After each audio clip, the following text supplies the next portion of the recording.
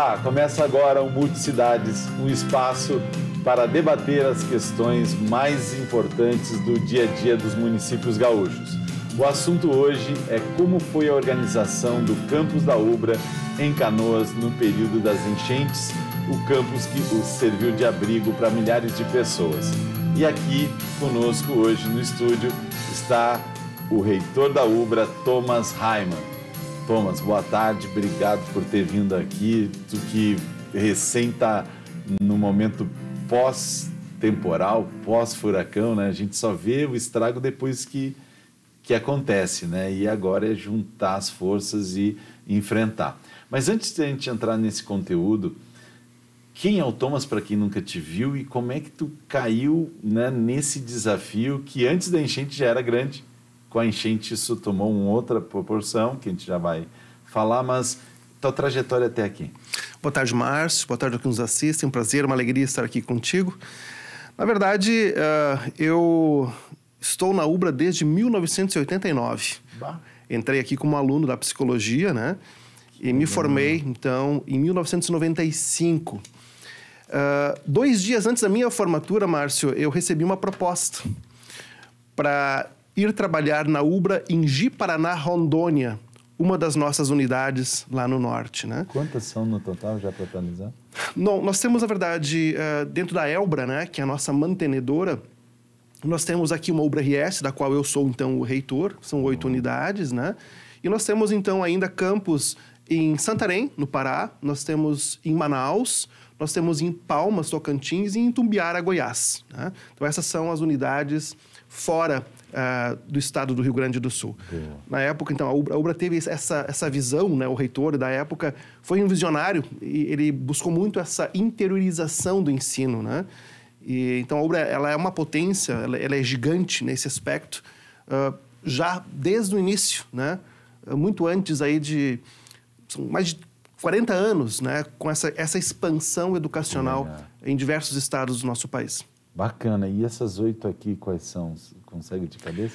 Bom, nós temos, então, Canoas, que é o campus sede. Lembrando que a Ubra, ela nasceu ali na Escola Cristo Redentor, com curso de administração, né? Não sabia. Então, nós temos Canoas. Nós temos, na região metropolitana, Gravataí, que a operação do presencial deixou de existir agora. Nós continuamos lá com o nosso campus EAD. Né? Lembro, grande lá. Gravataí, lembro. Sim. E teve uma parceria com a prefeitura também. Sim, né? Isso faz parte da recuperação judicial, né? A questão de algumas propriedades serem, então, vendidas, né?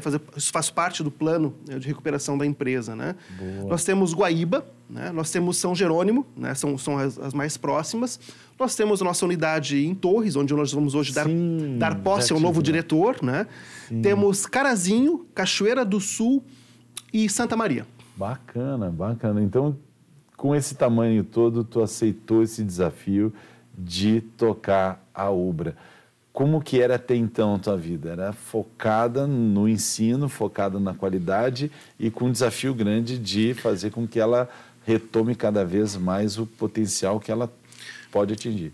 Na verdade, quando eu entrei na Ubra, em Ji-Paraná, né, eu entrei para fazer parte como professor, né, e também da equipe diretiva. Eu fui o psicólogo da instituição, né, aquilo que a gente chama do NAD-NADI, né, dando apoio tanto aos professores, aos colaboradores, quanto aos alunos, né.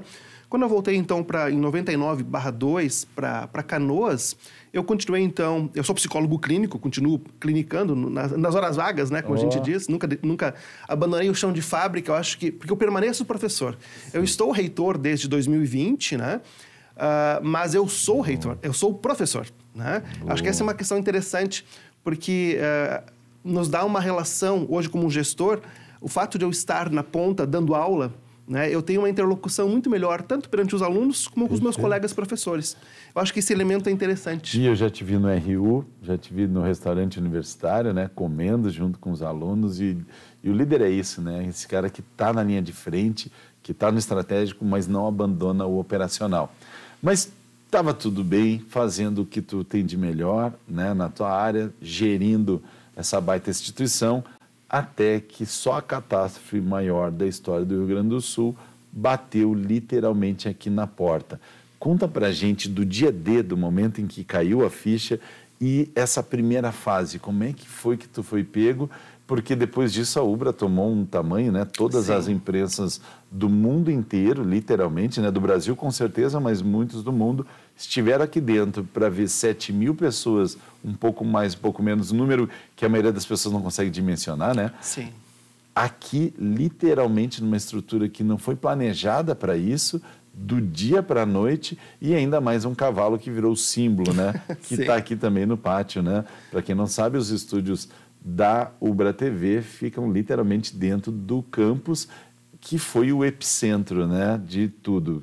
Todo o Rio Grande foi atingido, mas nenhum lugar foi tão acompanhado aqui, né? Literalmente tu estava na vitrine sem ter tido estudo e preparo para isso. Ninguém teve, na verdade, mas como que foi o dia D e como é que foram as primeiras semanas, Thomas? Importante, Márcio, talvez dizer uma coisa anterior, né? Quando nós assumimos 2020, 2 meses e meio depois, nós tivemos a pandemia, né? Nós nem conseguimos, a nossa reitoria nem conseguiu fazer esse movimento, ficamos quase 1 ano e meio, né? E também foi um momento extremamente difícil que a gente parecia, eu vou fazer a relação disso, né? Parecia que nós estávamos vivendo um filme. Né? Eu não deixei de vir um dia na pandemia para cá, né? Quando passava pela BR-116, tu via aquela... Deserto. Um deserto, né? Nós achávamos de que, bom, vivemos isso, não viveríamos algo pior. E aí, eis que chega, então, início de maio, né? Então, a Ubra sempre teve uma vocação para servir a comunidade, né? E quando o prefeito Jairo Jorge, já analisando, né, o cenário de que poderia vir, né, uma enchente que estaria acima daquilo que se esperaria, da de 41, né? Ele perguntou se nós poderíamos então, disponibilizar um prédio para abrigar cerca de 300 a 400 pessoas. De 200 a 400 no máximo, né, segundo o prefeito disse. Nós imediatamente disponibilizamos um dos prédios. Estamos falando de dia 1 ou 2? Na quinta para sexta-feira, né? No dia 2. Do dia 2, exatamente. E na sexta-feira à noite começaram a chegar essas pessoas, né? A princípio, tudo meio que planejado para isso, 200 pessoas era perfeitamente factível, né? Eu vim aqui no sábado de manhã cedinho, cheguei 7h30. E aí, sábado e domingo, aconteceu algo que realmente chega às raias do surreal, né? Foi algo que... Inimaginável, né? No sábado e no domingo, tu sabes, né, Márcio, que o nosso campo de futebol, a partir da própria aeronáutica, foi colocada como um dos centros, foi o epicentro, na realidade, do resgate. Todos os resgates que estavam acontecendo por helicópteros, era interessante, de 5 a 6 helicópteros, né? Teve um momento em que haviam 3 helicópteros pousados, né? Todos eles ligados, e mais 2 se aproximando.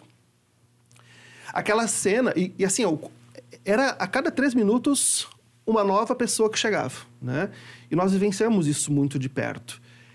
E pessoas que chegavam não de maneira tranquila, né? Não. Chegavam no desespero, que esse é um fator que muito a imprensa talvez não tenha conseguido captar, porque o Brasil, de maneira geral, deu um delay para conseguir entender o tamanho, né? Até então, as imagens eram uma casa alagada, um resgatezinho que outro.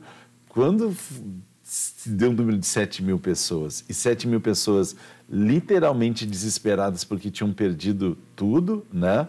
E muitos familiares, inclusive, né, tiveram perdas de vidas. Os bens, muitos não saíam de suas casas. Até o cavalo saiu mais rápido, eu acho que muita gente, né, que estava apegada no telhado. Com esse cenário de pessoas desesperadas, tu era o cara que respondia por tudo. Como que foi? Na verdade, esse movimento, né, nós ficamos um pouquinho... Nós fomos abrindo, né? Porque a Ubra disponibilizou 2/3 da sua estrutura física para receber os refugiados climáticos, né? E eles chegavam, então, de helicóptero, chegavam de carro, chegavam a pé aos borbotões, chegavam de caminhões, né? Chegou, no sábado e no domingo, chegou a circular aqui, nós estimamos, cerca de 12.000 pessoas. Essa já foi a primeira noite que tu não dormiu, né? Eu tive a oportunidade de te encontrar no meio do caos aqui. Para quem não sabe, né, a gente acompanhou bem de perto todo o processo, não só pela TV, mas também em campo. Minha família foi atingida diretamente lá em Itapuã. Então, a gente, no dia a dia, via que fisicamente a gente sentia porque dormia pouco, convivia com muita gente, muito desespero. Mas já no domingo tu já segue no meio do caos, mas já com a primeira noite sem dormir. Assim, foi muito interessante porque foi um pouco intuitivo, né? À medida que nós fomos abrindo, nós tínhamos que tomar decisões a cada momento, né? Nós estávamos, de certa forma, num triunvirato, né? Que era o Hans, que é o gerente de esportes da Ubra, eu, enquanto reitor, e o superintendente de infraestrutura e operações do Adriano, pela mantenedora. Nossa. Então, nós três, constantemente, né, tentávamos... E, às vezes, não tinha tempo para nós nos reunir. Nós tínhamos que tomar decisões... Não vamos fazer uma reunião para decidir. Não, nós fomos decidindo, né? Até porque, naquele momento, especialmente nas primeiras 48 horas... Todos os órgãos públicos, fundamentalmente, estavam atuando no resgate das pessoas, salvando vidas. E elas estavam chegando, né? Então, nós fomos criando, e aqui o nome do programa é Multicidades, né? Nós criamos uma cidade, né? Porque nós tivemos, nas 72 horas, 7.500 pessoas que foram cadastradas. Porque foram criando muitos voluntários, fomos criando pequenos grupos de atuação, né? Mas nós tivemos pelo menos umas 500 a 800 que estavam aqui com os seus automóveis. Inclusive, a gente percebia que elas dormiam dentro dos carros, os carros lotados, né? Nossa. E isso, então, sábado e domingo. Na terça-feira, quando deu sol, boa parte dessas pessoas que estavam de carro, estacionadas nesses quase 2 quilômetros que nós temos, elas saíram. A gente sabe que muita gente foi para a praia, para casa de amigos, para casa de parentes, né? Então, nós acreditamos de que aqui em Canoas... Nas primeiras 72 horas, nós chegamos a abrigar 8.000 pessoas. Isso sem falar mais em Guaíba, com mais 3.000, né? Nas primeiras 72 horas também, né? Ao todo, com as unidades da Ubra, foram mais de 10.000 pessoas vítimas, né, da enchente, sem falar nas equipes de resgate, de socorro, que também vieram... Porque a Ubra se tornou uma referência, né? Pela quantidade, a gente via... Outras universidades, a Unicinos com 1.000 e poucas, a La Salle com 800 a 1.000 pessoas, mas a Ubra ela chegou a 7.500 pessoas. E aí a gente vai ter que entrar bem no detalhe isso, e para falar disso a gente vai para o outro bloco para poder esmiuçar as histórias, essa etapa toda e principalmente saber qual o legado, né? Eu vi o teu discurso no evento, né, num seminário onde estavam todas as autoridades que viveram o evento e o teu discurso foi realmente o melhor, e depois a gente vai falar então mais detalhe disso. O Multicidades faz agora um rápido intervalo e logo a gente volta com a importância do campus da Ubra, Canoas, e como ele se tornou um espaço para acolhimento nesse período das enchentes para mais de 10.000 pessoas.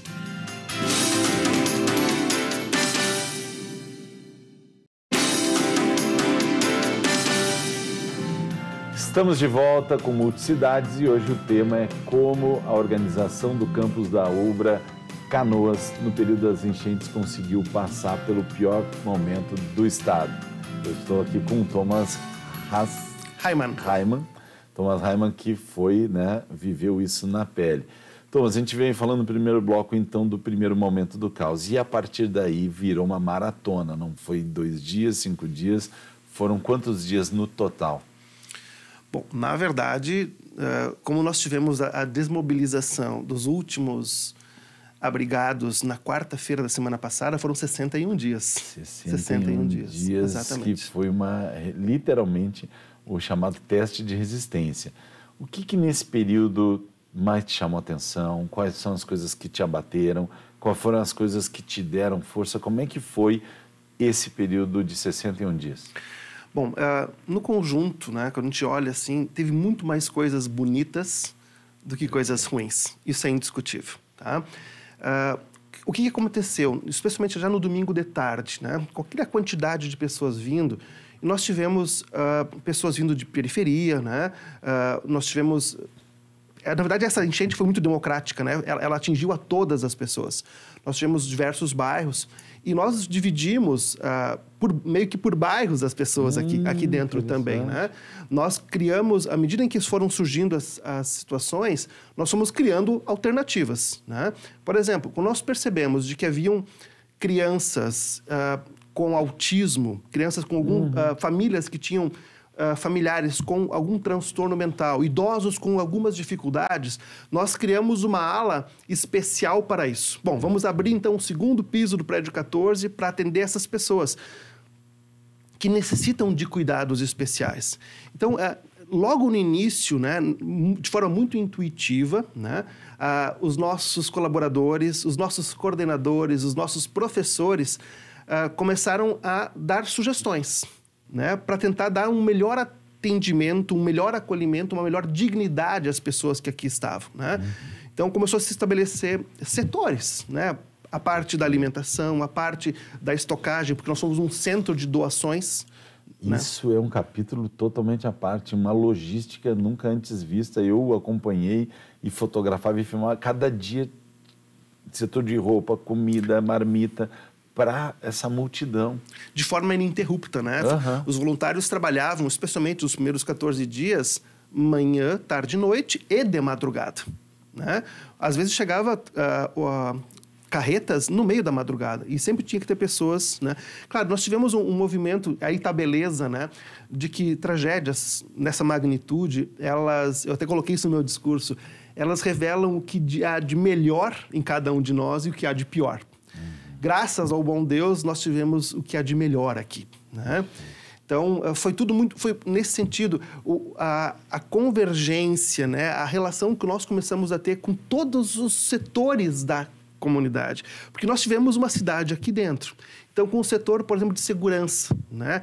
A relação com a Polícia Civil, que fez um trabalho belíssimo. A relação com a Brigada Militar, um trabalho belíssimo. Eu coloquei, inclusive, nos meus discursos, dizendo de que aqui, na Ubra Canoas, provavelmente era o lugar mais seguro da região metropolitana. Por quê? Para onde você apontava o nariz, você via forças de segurança. Eu, às 11h30 da noite, ali pelas 10h30, antes de ir embora, eu circulava nos prédios, né? Seja nos pavilhões lá do ginásio, em pavilhões onde eram nas salas de aula, e eu fiz isso com uma sensação total de segurança. Em nenhum momento, nós sempre falamos sobre isso. Porque tinham facções. Não, gente, veio aqui para a Ubra aquilo que existe na sociedade.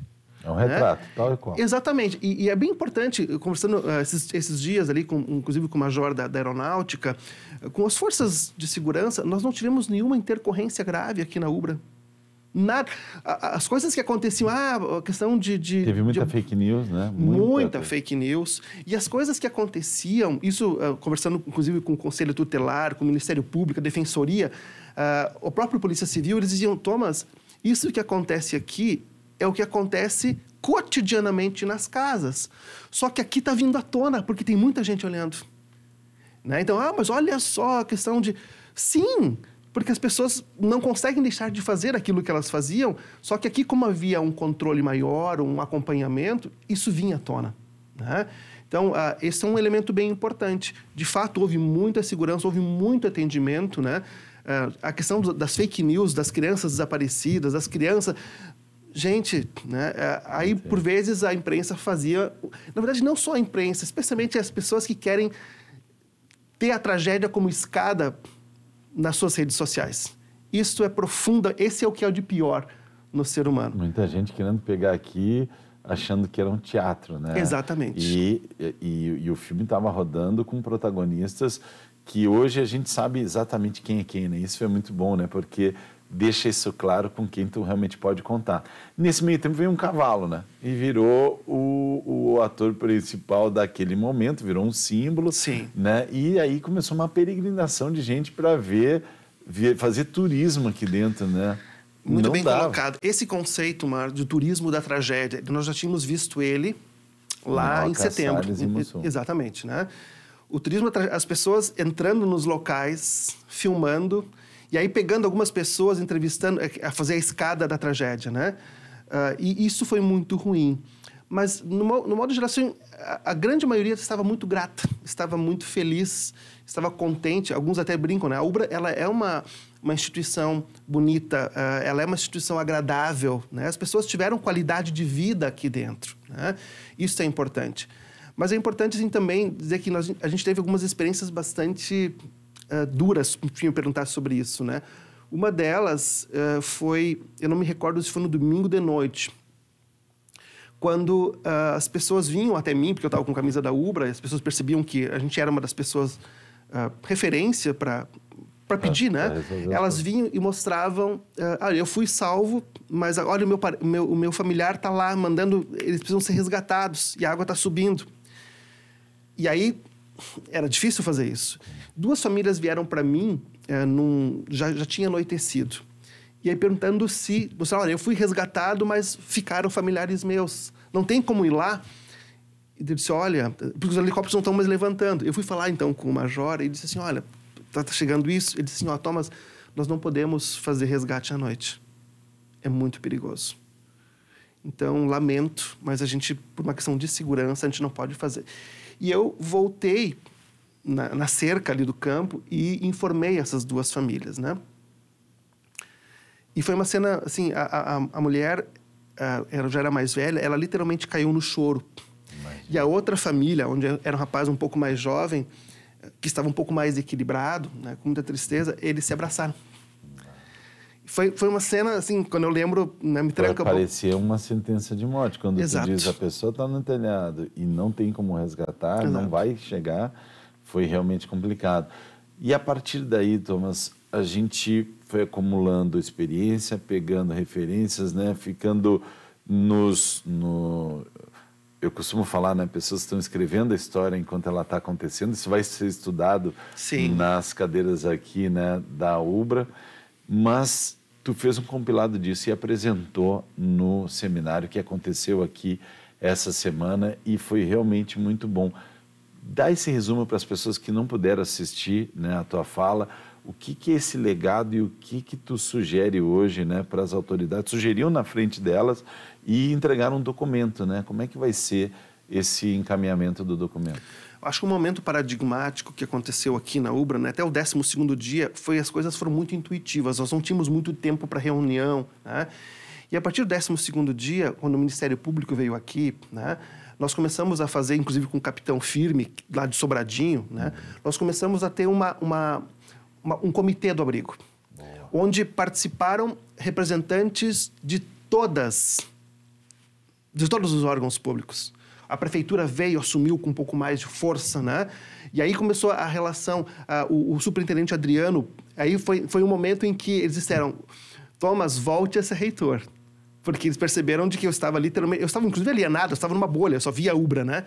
Então, eu saí para voltar a dar continuidade à tarefa de reitor e o superintendente Adriano passou, então, a fazer reuniões todas as manhãs com as equipes, né? Nós disponibilizamos vários colaboradores da Ubra neste processo, porque vários deles já estavam presentes desde a questão da criação do posto 8 de saúde, né? Da nossa farmácia, da questão do atendimento junto com o conselho tutelar, do atendimento psicossocial, com a psicologia, né? E eu acho que esse é o grande legado, né? Que eu, inclusive, falei no meu discurso. Se nós conseguimos sair, né, desse momento tão difícil, foi porque nós construímos soluções conjuntamente. Nós temos que abrir mão, e a gente sabe que nós estamos em ano eleitoral, de que existe muita fogueira de vaidade, existem muitos interesses partidários, pessoais, né, de pessoas que vieram aqui e dizem, não, queriam buscar benefício pessoal, capitalizar para a sua plataforma política. E isso gera um problema... Porque perde o foco do principal. Perde o foco do principal, que é o povo, que é o bem-estar das pessoas, né?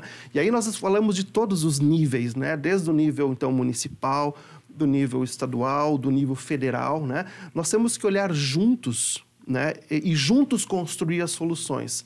E elas não são tão simples. Nós vamos, eu havia comentado, nós fizemos muita coisa bonita, erramos também. Erramos, foi muito ensaio e erro, né? Nós não estávamos devidamente preparados, né? O grande problema foi, de fato, o rompimento dos diques, que fez com que veio de uma forma muito forte, muito rápida, né? Então, nós, as decisões, as soluções, elas não podem ser Canoas vai decidir. Não. Isso foi dito, inclusive, eu acho que pelo representante o próprio governador fala isso, alguns prefeitos falaram isso, de que nós temos que encontrar soluções que sejam orgânicas e que sejam macro. Porque desde lá de cima até a boca lá da Lagoa dos Patos, tudo isso está... Não adianta eu criar uma solução para mim. e deixar o problema para o outro. Não.